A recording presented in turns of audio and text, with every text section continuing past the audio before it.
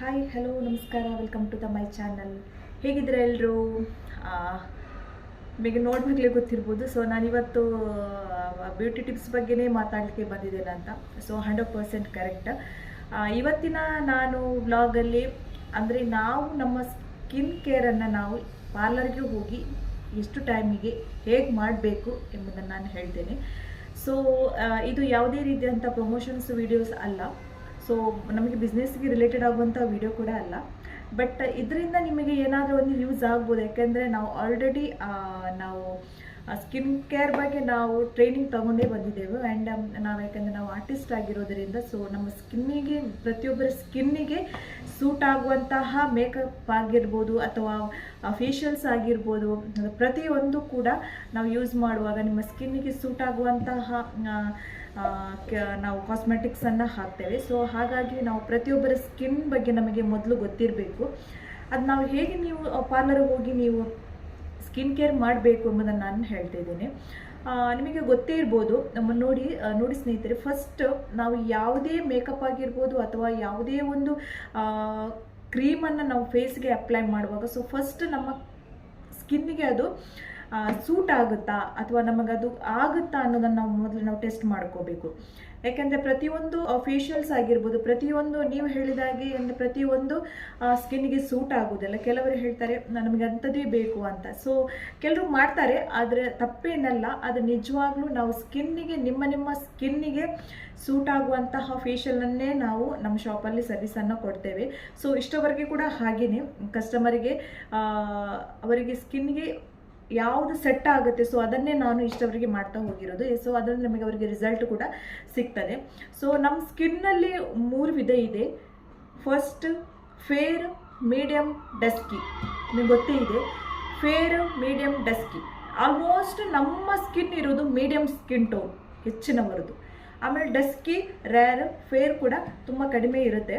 So medium skin tone almost ಎಲ್ಲರ skin ಇರುತ್ತೆ. So medium skin tone ಅವರು ಏನು ಮಾಡಬೇಕು, ಫೌಂಡೇಶನ್ ಆಗಿರ್ಬೋದು ಅಥವಾ ಫೇಶಿಯಲ್ಸ್ ಆಗಿರ್ಬೋದು, ಅವರ ಸ್ಕಿನ್ನಿಗೆ ಸೂಟ್ ಆಗುವಂಥದ್ದೇ ನಾವು ಫೇಶಿಯಲನ್ನು ಮಾಡಬೇಕು.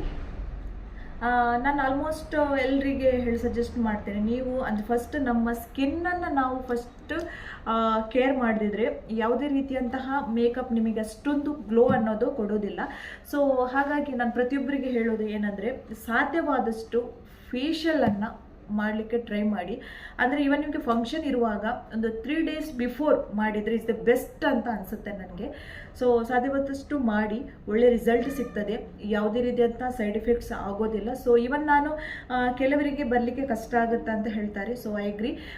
ಅಂಥವರಿಗೆ ನಾನು ಏನು ಮಾಡ್ತೇನೆ ಅಂದರೆ, ಕೆಲವರಿಗೆ ಅಂದರೆ ನಮಗೆ ಹತ್ತಿರ ಇರುವಾಗ ನಮ್ಮ ನೇಬರ್ಸ್ ಆಗಿರ್ಬೋದು ಅಥವಾ ನಮ್ಮ ಮನೆ ಪಕ್ಕ ಇರುವವರಿಗೆ ನಾನು ಆಲ್ಮೋಸ್ಟ್ ಮನೆಗೆ ಹೋಗಿ ಸಾಧ್ಯವಾದಷ್ಟು ಸರ್ವಿಸ್ಗಳನ್ನು ಕೊಟ್ಟಿದ್ದೇನೆ.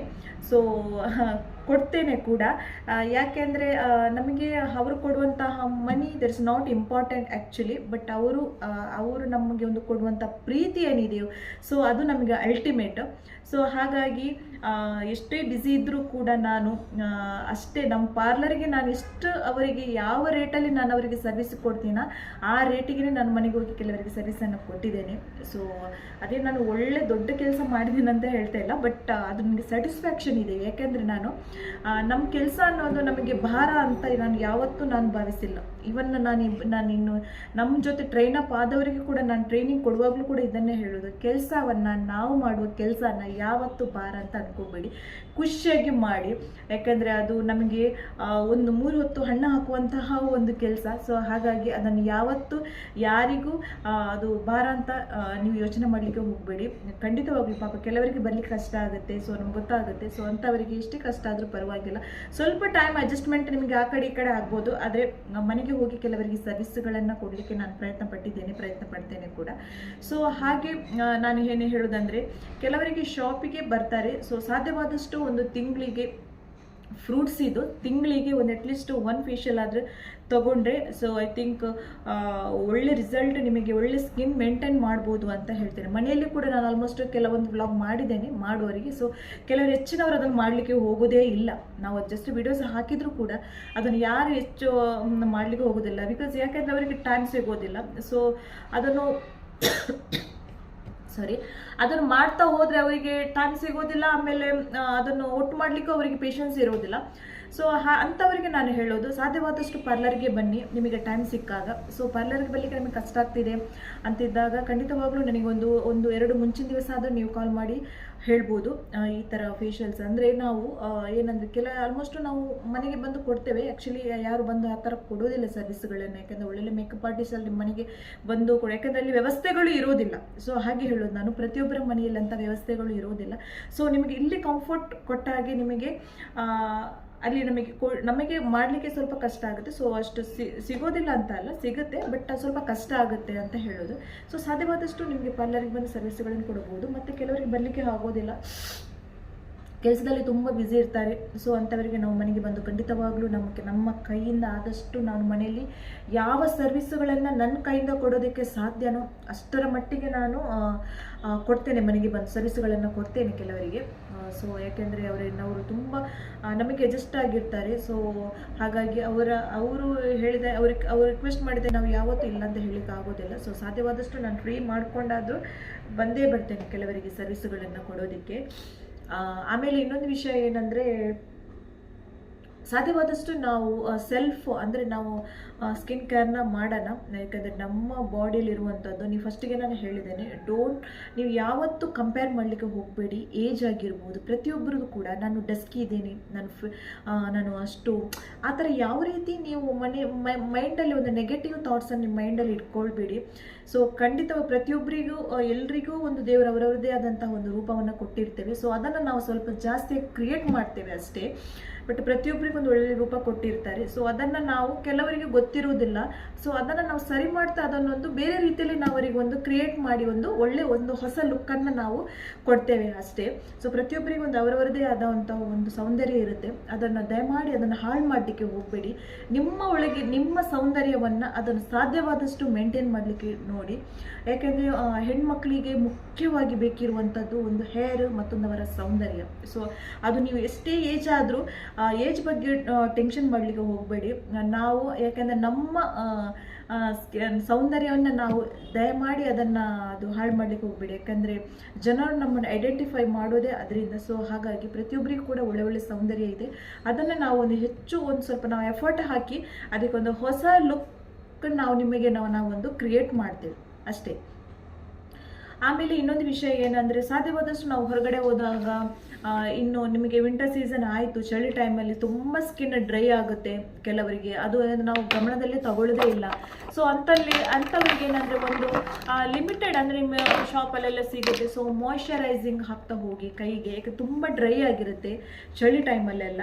ಸೊ ನೀವು ನೋಡಿರ್ಬೋದು, ಜಾಸ್ತಿ ಏಜ್ ಆದವ್ರದ್ದೆಲ್ಲ ಕೈ ಅವರಿಗೆ ಮೇಂಟೈನ್ ಮಾಡಲಿಕ್ಕೆ ಟೈಮ್ ಇರೋದಿಲ್ಲ. ಸೊ ತುಂಬ ಡ್ರೈ ಆಗಿರುತ್ತೆ. ಸೊ ಅಂಥವರು ಒಂದು ಏನೇ ಆಗಿರ್ಬೋದು, ಒಂದು ಲಿಕ್ವಿಡ್ ಟೈಪಲ್ಲಿರುವಂತಹ ಒಂದು ಮಾಯ್ಶ್ಚರೈಸ್ನ ಅಪ್ಲೈ ಮಾಡಿ ಫೇಸಿಗೆ, ನೆಕ್ ಎಲ್ಲಿ ಕೂಡ ಅಪ್ಲೈ ಮಾಡ್ಬೋದು, ಏನು ತೊಂದರೆ ಇಲ್ಲ. ಆಮೇಲೆ ಡ್ರೈ ಆಗಲಿಕ್ಕೆ ಬಿಡಬೇಡಿ, ಸ್ಕಿನ್ನನ್ನೇ ಯಾವತ್ತೂ ಡ್ರೈ ಆಗಲಿಕ್ಕೆ ಬಿಡಬೇಡಿ. ಆಮೇಲೆ ಇನ್ನು ನೆಕ್ಸ್ಟ್ ನಮಗೆ ಸ್ಟಾರ್ಟ್ ಆಗುವಂಥದ್ದು ನಿಮಗೆ ಗೊತ್ತೇ ಇದೆ, ಸಮ್ಮರ್ ಸೀಸನ್. ಸಮ್ಮರಲ್ಲಿ ನಿಮಗೆ ತುಂಬ ಬಿಸಿಲಿರುತ್ತೆ. ಸೊ ಆ ಟೈಮಲ್ಲಿ ಏನು ಮಾಡ್ತೀರಾ, ನಾವು ಆಲ್ಮೋಸ್ಟ್ ಜನರಿಗೆ ನಾನು ಒಂದು ಸಜೆಸ್ಟ್ ಮಾಡೋದು ಇಷ್ಟೇ, ಮಂತ್ಲಿ ಅಟ್ಲೀಸ್ಟ್ ಒಂದು ಸಲ ಆದರೂ ಫೇಶಿಯಲ್ ಮಾಡ್ಕೊಳ್ಳಿ. ಯಾಕಂದರೆ ನಾವು ಕೆಮಿಕಲ್ ಯೂಸ್ ಮಾಡೋದಿಲ್ಲ. ಸೊ ಇಷ್ಟರವರೆಗೂ ಕೂಡ ಅಷ್ಟೇ, ನಾವು ಕೊಡುವಂತಹ ಫೇಶಿಯಲ್ ಆಗಿರ್ಬೋದು ನಿಮಗೆ ಫ್ರೂಟ್ಸ್ ವೈಸ್ ಅದು ಟೆಸ್ಟೆಡ್ ಆಗಿ ಬರುವಂಥದ್ದು. ಯಾಕಂದರೆ ನಾವು ಆರ್ಟಿಸ್ಟ್ ಆಗಿರೋದರಿಂದ ನಾವು ಯಾವುದೇ ರೀತಿಯಂಥ ಲೋಕಲ್ ಬ್ರ್ಯಾಂಡ್ ಯೂಸ್ ಮಾಡಲಿಕ್ಕೆ ಹೋಗೋದಿಲ್ಲ. ಕೆಲವರಿಗೆ ಒಂದು ಅಭ್ಯಾಸ ಇದೆ, ಆನ್ಲೈನಲ್ಲಿ ಆನ್ಲೈನ್ ತರಿಸ್ಕೊಂಡು ನೀವೇ ಸೆಲ್ಫ್ ಮಾಡ್ತೀರಾ. ಸೊ ಅದರಿಂದ ನಿಮಗೆ ತುಂಬ ಸೈಡ್ ಎಫೆಕ್ಟ್ಸ್ ಆಗುತ್ತೆ. ಸೊ ಅದು ಟೆಸ್ಟೆಡ್ ಆಗಿ ಬರೋದಿಲ್ಲ. ಸೊ ಹಾಗಾಗಿ ಹೇಳುವಂಥದ್ದು, ಒಳ್ಳೆ ಪಾರ್ಲರ್ಗೆ, ಶಾಪಿಗೆ ನೀವು ವಿಸಿಟ್ ಕೊಡಿ. ಒಳ್ಳೆ ನಿಮಗೆ ಅಮೌಂಟ್ ಬಗ್ಗೆ ಡೋಂಟ್ ವರಿ ಮಾಡಲಿಕ್ಕೆ ಹೋಗ್ಬೇಡಿ. ಯಾಕಂದರೆ ಸ್ಕಿನ್ ಒಂದ್ಸಲ ನಿಮಗೆ ಡ್ಯಾಮೇಜ್ ಆದರೆ ಮತ್ತೆ ಅದನ್ನು ಸರಿ ಮಾಡಲಿಕ್ಕೆ ಆಗೋದಿಲ್ಲ. ಸೊ ಹಾಗಾಗಿ ಹೇಳುವಂಥದ್ದು, ನಿಮಗೆ ನಿಮ್ಮ ಜೊತೆ ಯಾರು ಕಮ್ಯುನಿಕೇಟ್ ಮಾಡ್ತಾರ ಅಂತಹ ಒಂದು ನೀವು ಸಲೂನ್ಗೆಲ್ಲ ಹೋಗಿ, ಬ್ಯೂಟಿ ಸಲೂನ್ಗೆಲ್ಲ ಜಾಸ್ತಿ ಹೋಗಿ. ಯಾಕೆಂದರೆ ಕೆಲವರು ಏನು ಹೇಳೋದಿಲ್ಲ ಅಲ್ಲಿ, ಯಾವ ರೀತಿ ನೀವು ಮಾಡಬೇಕು, ಸ್ಕಿನ್ ಕೇರ್ ಯಾವ ರೀತಿ ಮಾಡಬೇಕು ಅಂತ ಯಾರು ಅಲ್ಲಿ ಹೇಳೋದಿಲ್ಲ. ಸೊ ನಿಮ್ಮ ಜೊತೆ ಯಾರು ಎಷ್ಟು ಒಳ್ಳೆ ರೀತಿಯಲ್ಲಿ ಕಮ್ಯುನಿಕೇಟ್ ಮಾಡ್ತಾರ, ಸೊ ಅಂತಹ ಒಂದು ಬ್ಯೂಟಿ ಸಲೂನ್ಗಳಿಗೆ ನೀವು ಸಾಧ್ಯವಾದಷ್ಟು ಹೋಗಿ. ಆಮೇಲೆ ಒಂದ್ಸಲ ನೀವು ಬ್ಯೂಟಿ ಸಲೂನ್ಗೆ ಹೋದ ನಂತರ ರೆಗ್ಯುಲರ್ ಆಗಿ ಆ ಸಲೂನ್ಗೆ ಹೋಗಿ. ಯಾಕೆಂದರೆ ಕೆಲವರು ಒಂದ್ಸಲ ಹೋಗ್ತಾರೆ, ಮತ್ತೊಂದು ಸಲ ಚೇಂಜ್ ಮಾಡ್ತಾರೆ, ಇನ್ನೊಂದು ಸಲ ಹೋಗ್ತಾರೆ, ಮತ್ತೆ ಒಂದು ಸಲ ಡ್ಯಾಮೇಜ್ ಮಾಡ್ಕೊಂಡು ಮತ್ತೊಂದು ಸಲ ಅದೇ ಸೆಲೂನ್ಗೆ ಬರ್ತಾರೆ. ದಯಮಾಡಿ ಆ ಥರ ಮಾಡಲಿಕ್ಕೆ ಹೋಗ್ಬಿಡಿ. ಯಾಕೆಂದರೆ ಒಂದ್ಸಲ ನಾನೇ ತುಂಬ ಜನ ನೋಡಿರ್ತೇನೆ, ಒಂದ್ಸಲ ಥ್ರೆಡಿಂಗಿಗೆ ಇಲ್ಲಿ ಬರ್ತಾರೆ, ಅದನ್ನು ಸರಿ ಮಾಡಿ ನಾವು ಕಳಿಸಿರ್ತೇವೆ, ಮತ್ತೊಂದು ಸಲ ಎಲ್ಲೋ ಒಂದು ಕಡೆ ಅರ್ಜೆಂಟಿಗೆ ಹೋಗಿ ಮಾಡಿಸ್ಕೊಂಡು ಬರ್ತೀರ, ಮತ್ತೆ ಅದನ್ನು ನೋಡಿ ಅದು ಲೈನ್ ವೈಸ್ ಇರೋದಿಲ್ಲ. ನಮ್ಮ ಐಬ್ರೋಸ್ ಆಗಿರ್ಬೋದು ಪ್ರತಿಯೊಂದು ಲೈನ್ ವೈಸ್ ಇರೋದಿಲ್ಲ. ನಾನು ನೋಡುವಾಗಲೇ ಗೊತ್ತಾಗುತ್ತೆ ನೀವು ಎಲ್ಲೋ ಬೇರೆ ಕಡೆ ಹೋಗಿ ತೆಗೆಸ್ಕೊಂಡು ಬಂದಿದ್ದೀರಿ ಅಂತ. ಸಾಧ್ಯವಾದಷ್ಟು ನಾನು ನನ್ನ ಕೆಲಸಕ್ಕೆ ಆದ್ಯತೆಯನ್ನು ಕೊಡ್ತೇನೆ. ಜನಗಳ ಜೊತೆ ಸ್ವಲ್ಪ ಕಮ್ಯುನಿಕೇಟ್ ಯಾರು ಮಾಡ್ತಾರಾ, ನಿಮಗೆ ಎಲ್ಲಿ ಕಂಫರ್ಟ್ ಝೋನ್ ಇರುತ್ತಾ, ಸೊ ಸಾಧ್ಯವಾದಷ್ಟು ಅಲ್ಲಿ ಪಾರ್ಲರ್ಗೆಲ್ಲ ವಿಸಿಟ್ ಕೊಡಿ. ಸೊ ಆಮೇಲೆ ಸಮ್ಮರ್ ಸೀಸನಲ್ಲಿ ಸಾಧ್ಯವಾದಷ್ಟು ನಾವು ಸ್ಕಿನ್ ಕೇರನ್ನು ಅಂದರೆ ನಾವು ಫೇಶಿಯಲ್ ಮಾಡಿದ ನಂತರ ಸಾಧ್ಯವಾದಷ್ಟು ಸನ್ಸ್ಕ್ರೀನನ್ನು ಹಚ್ಚಲಿಕ್ಕೆ ಹೇಳ್ತೇವೆ, ಯಾಕೆಂದರೆ ತುಂಬ ಒಳ್ಳೆಯದು. ಆದಷ್ಟು ಬಿಸಿಲನ್ನು ಅವಾಯ್ಡ್ ಮಾಡ್ಕೊಳ್ಳಿ, ಸ್ಕಿನ್ನಿಗೆ ಒಳ್ಳೆಯದು. ಆಮೇಲೆ ಜಾಸ್ತಿ ಮ್ಯಾಕ್ಸಿಮಮ್ ನೀರು ಕುಡಿಯಿರಿ, ಬೆಳಿಗ್ಗೆ ಎದ್ದು ಸಾಧ್ಯವಾದಷ್ಟು ನೀರು ಕುಡಿಯಿರಿ, ತುಂಬ ಹೆಲ್ದಿ. ಫ್ರೂಟ್ಸ್ ಈಗ ಕೆಮಿಕಲ್ ಹೋಗಿ ಬರೋದ್ರೆ ನೀರು ಕುಡಿಯಿರಿ, ಸಾಧ್ಯವಾದಷ್ಟು ಮ್ಯಾಕ್ಸಿಮಮ್ ನೀರು ಕುಡಿಯಿರಿ ಇನ್ನು ಸಮ್ಮರ್ ಸೀಸನಲ್ಲಿ. ಒಳ್ಳೆ ಸ್ಕಿನ್ನಿಗೆ ಕೂಡ ಅದು ಒಳ್ಳೆ ನಿಮಗೆ ಗ್ಲೋ ಆಗಲಿಕ್ಕೆ ಸಾಧ್ಯ ಆಗುತ್ತೆ. ಮತ್ತೊಂದು ವಿಷಯ ಏನಂದರೆ, ನೀವು ಕೆಮಿಕಲ್ ವೈಸ್ ಯಾವುದೇ ಆನ್ಲೈನಲ್ಲಿ ತರಿಸಲಿಕ್ಕೆ ಹೋಗಬೇಡಿ, ಅದು ನಿಮಗೆ ಒಳ್ಳೆ ರಿಸಲ್ಟ್ ಕೊಡೋದಿಲ್ಲ, ಸ್ಕಿನ್ ಡ್ಯಾಮೇಜ್ ಆಗುತ್ತೆ. ಒಂದು ತಿಂಗಳಿಗೆ ಒಂದು ಸಲ ಆದರೂ ಫೇಶಿಯಲ್ ಮಾಡಲಿಕ್ಕೆ ಪ್ರಯತ್ನ ಪಡಿ, ಒಳ್ಳೆ ರಿಸಲ್ಟ್ ಸಿಗ್ತದೆ. ಯಾಕಂದರೆ ಸೌಂದರ್ಯವನ್ನು ಹಾಳು ಮಾಡಲಿಕ್ಕೆ ಹೋಗಬೇಡಿ, ನಮ್ಮ ಸ್ಕಿನ್ನನ್ನು ಮೇಂಟೈನ್ ಮಾಡೋಣ. ಆಮೇಲೆ ಒಳ್ಳೆ ಫ್ರೂಟ್ಸಿಂದಾಗಿ ಮನೆಯಲ್ಲಿ ಸಾಧ್ಯವಾದಷ್ಟು ಫ್ರೂಟ್ಸ್ ಎಲ್ಲ ಸಿಗುತ್ತೆ, ಸೊ ಅದನ್ನು ಮಸಾಜ್ ಮಾಡ್ತಾ ಇರಿ. ಮತ್ತೊಂದು ಏನಂದರೆ, ಕೆಲವರಿಗೆ ಫೇಸಲ್ಲಿ ಓಪನ್ ಫೋರ್ಸ್ ಅಂತ ಇರುತ್ತೆ, ಅಂದರೆ ಹೋಲ್ ಟೈಪಲ್ಲಿ ಇರುತ್ತೆ, ನಿಮಗೆ ಗೊತ್ತಿರ್ಬೋದು. ಈ ಓಪನ್ ಫೋರ್ಸ್ ಇದ್ದವ್ರು ಏನು ಮಾಡ್ತೀರಾ, ಮನೆಯಲ್ಲಿ ಐಸ್ ಕ್ಯೂಬ್, ನಾವೀಗ ಇಲ್ಲಿ ಫೇಶಿಯಲ್ ಮಾಡಿದವ್ರಿಗೆ ತುಂಬ ಜನಕ್ಕೆ ಹೇಳ್ತೇವೆ, ಡೈರೆಕ್ಟ್ ಹೋಗಿ ಬಿಸಿಲನ್ನು ಜಾಸ್ತಿ ಫೇಸ್ಗೆ ಹಾಕಲಿಕ್ಕೆ ಹೋಗಬೇಡಿ ಅಂತ. ಯಾಕಂದರೆ ಅದು ನಾವು ಮಾಡಿರ್ತೇವೆ ಸರ್, ಸೆಟ್ಟಿಂಗ್ ಆಗುತ್ತೆ, ನಿಮಗೆ 2 ಡೇಸ್ ಸೆಟ್ ಆಗಲಿಕ್ಕೆ ಬೇಕಾಗುತ್ತೆ. ಆಮೇಲೆ ಇನ್ನೊಂದು ವಿಷಯ ಏನಂದರೆ, ಓಪನ್ ಫೋರ್ಸ್ ಇರುತ್ತೆ ಕೆಲವರಿಗೆ, ಅದು ಹುಡುಗರಿಗಾಗಿರ್ಬೋದು ಹುಡುಗಿಯರಿಗಾಗಿರ್ಬೋದು.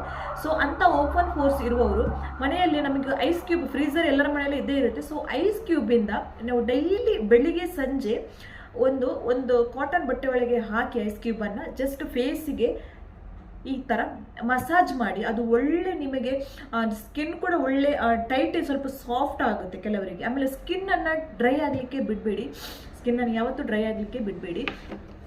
ಆಮೇಲೆ ಮಿನಿಮಮ್ ನಿಮಗೇನೆಂದರೆ ಸ್ವಲ್ಪ ಕ್ವಾಂಟಿಟಿ ವೈಸ್ ಲಿಪ್ಸ್ಟಿಕ್ಗಳನ್ನು ಯೂಸ್ ಮಾಡಿ, ಚೀಪನ್ ಪ್ರಾಡಕ್ಟ್ ಯಾವತ್ತೂ ಯೂಸ್ ಮಾಡಲಿಕ್ಕೆ ಹೋಗಬೇಡಿ, ಯಾಕಂದರೆ ಲಿಪ್ ಡಾರ್ಕ್ ಆಗಲಿಕ್ಕೆ ಸ್ಟಾರ್ಟ್ ಆಗುತ್ತೆ.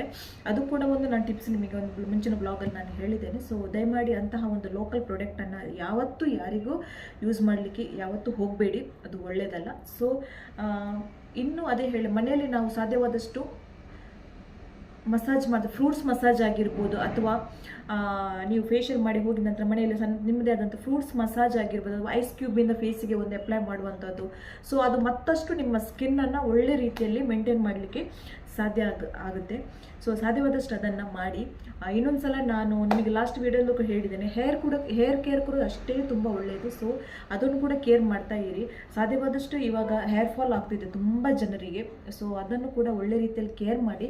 ನೀವು ಪ್ರತಿಯೊಂದನ್ನು ಕೂಡ ಕೇರ್ ಮಾಡಿ. ಈಗ ಒಂದು ವರ್ಷ, ಈ ವರ್ಷ ಫೇಶಿಯಲ್ಗೆ ಬಂದವರು ನೆಕ್ಸ್ಟ್ ಇಯರ್ ಬರೋದಲ್ಲ, ಆ ಥರ ಮಾಡಲಿಕ್ಕೆ ಯಾವತ್ತೂ ಹೋಗಬೇಡಿ.